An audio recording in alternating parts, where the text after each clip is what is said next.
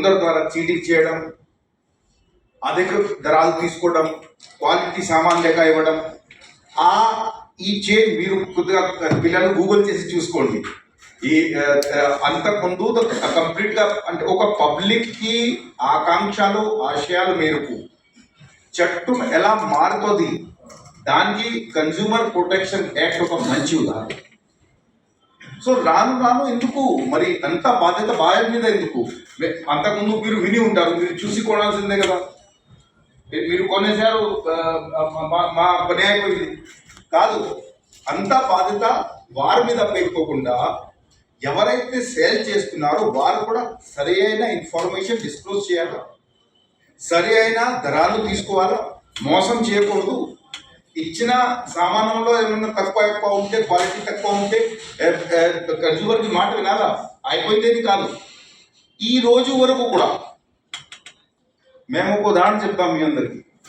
ఈ రోజు వరకు కూడా మీరు ఒక బ్యాంక్ అకౌంట్కి, మేము అందరికీ చెప్పడం లేదు, బ్యాంక్ అకౌంట్కి క్రెడిట్ కార్డు కోసం లేదంటే ఒక సెల్ ఫోన్కి సిమ్ కార్డు కోసం మీకు కాల్ వస్తాయి. మా సిమ్లో ఇది ఉన్నది, తీసుకోండి, లోన్ తీసుకోండి, క్రెడిట్ కార్డు తీసుకోండి. క్రెడిట్ కార్డు తీసుకున్న తర్వాత మీరు వారికి కస్టమర్ కేర్కి కాల్ చేయండి, దయచేసి లైన్లో ఉండండి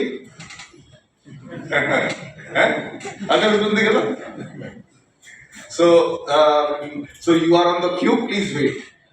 అండ్ 100 సార్లు ప్రయత్నం చేసిన తర్వాత ఎవరెవరు వస్తారు బ్యాంక్ రేట్, అరే నేను చూశాను ఎంత ఉత్సాహం, ఎంత ఎంత వెనుకకు ఆ సేల్ చేసే ముందు ఉంటుంది, దాని తర్వాత అది ఎంత తగ్గుతుంది.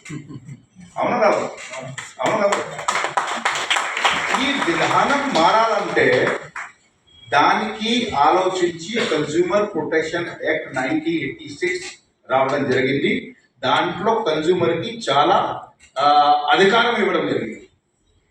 దాంట్లో you must know the consumer rights, right to security. First of all right to security అంటే ఏంటి అంటే, ఒక గీజర్ కొన్నారు మీరు, కొన్ని చోట్ల మీరు విని ఉంటారు, గీజర్ ఆన్ చేస్తే వెళ్ళిపోయింది.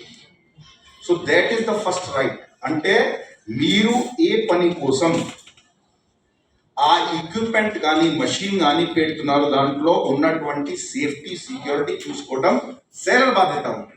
Otherwise consumer can clean that. Then right for information.